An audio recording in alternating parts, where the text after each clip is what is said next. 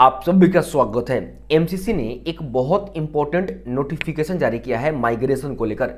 अगर आपने state counselling में पार्टिसिपेट किया है या ऑल इंडिया कोटा या दोनों में, तो आपके लिए इंपॉर्टेंट है। यह नोटिफिकेशन एमसीसी ने कल जारी किया। हालांकि इसको पहले जारी करना चाहिए था, क्योंकि कुछ कॉलेज स्टूडेंट्स को परेशान किया है कुछ डॉक्यूमेंट को लेकर। खैर, अब आप सभी को परेशान नहीं होना है। इसमें स्पेशली बताया गया है माइग्रेशन को लेकर। सपोज करें कि अगर आपको कोई भी कॉलेज अलॉट किया जाता है, चाहे ऑल इंडिया कोटा मॉपअप हो, लगभग अब तो सेकेंड राउंड एंड ही हो गया है एडमिशन का प्रोसेस, मॉपअप में या स्टेट में माइग्रेशन को लेकर परेशान किया जाता है, तो यहाँ पे क्लियर एमसीसी ने कहा है कि ये मैंडेटरी नहीं है कि at the time of admission ही आप सभी जारी करें।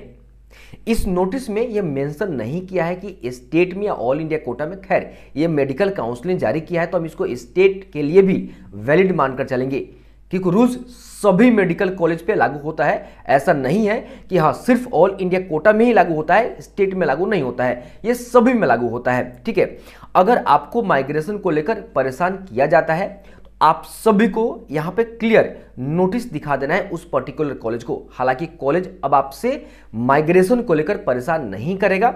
यहाँ पे क्लियर कर दिया है कि नॉट अ मैंडेटरी, और लिखा है कि it is advise to college that in case any candidate is not able to produce migration certificate the college can admit the candidate provisionally by receiving an undertaken from candidate that ही और she will submit the migration certificate with in a period of 7 days.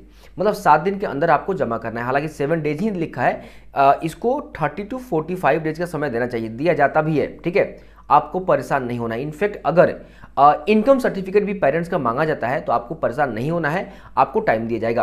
देखो, मैं एक बात आपको बता दूं, आपके पास 10th का सर्टिफिकेट, आपके पास 12th का सर्टिफिकेट, आपके पास प्रॉपर कास्ट सर्टिफिकेट, डोमिसाइल वगैरह है स्टेट के लिए, आपको परेशान नहीं करेगा कॉलेज।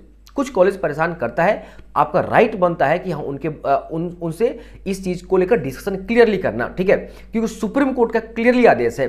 राइट, अगर आपके पास कुछ डॉक्यूमेंट, एक दो डॉक्यूमेंट नहीं होता है तो इसका ये मतलब नहीं कि आपका एडमिशन वो पर्टिकुलर कॉलेज कैंसिल कर देगा। आपके पास ओरिजिनल है, अगर फर्जी नहीं है, सब ओरिजिनल है, तो आपका एडमिशन कोई भी कैंसिल नहीं कर सकता है। बहुत सारे स्टूडेंट्स परेशान थे बड़े बड़े कॉलेज में, MMC, UCMS, Vardhman Mahavir medical college, और जो मेरे कांटेक्ट में थे। और मैंने क्लियरली कहा है, जो भी स्टूडेंट्स मेरे कांटेक्ट में हैं, मैंने क्लियरली कहा है या वीडियो के माध्यम से कहा है कि आपको अगर पर्टिकुलर कॉलेज परेशान करता है किसी भी डॉक्यूमेंट को लेकर, आपके पास 10, 12th डोमिसाइल स्टेट के लिए या ये आपके पास कास्ट सर्टिफिकेट है, इसके बाद परेशान करता है छोटे मोटे 1-2 डॉक्यूमेंट के लिए, तो आपको उनको इसके बारे में क्लियरली डिस्कस करना चाहिए कि सर हम इसको सबमिट कर देंगे with in 5 days, 10 days, 15 days, आपको समय दिया जाएगा। पिछली बार समय दिया गया था, इस बार भी समय दिया जाएगा।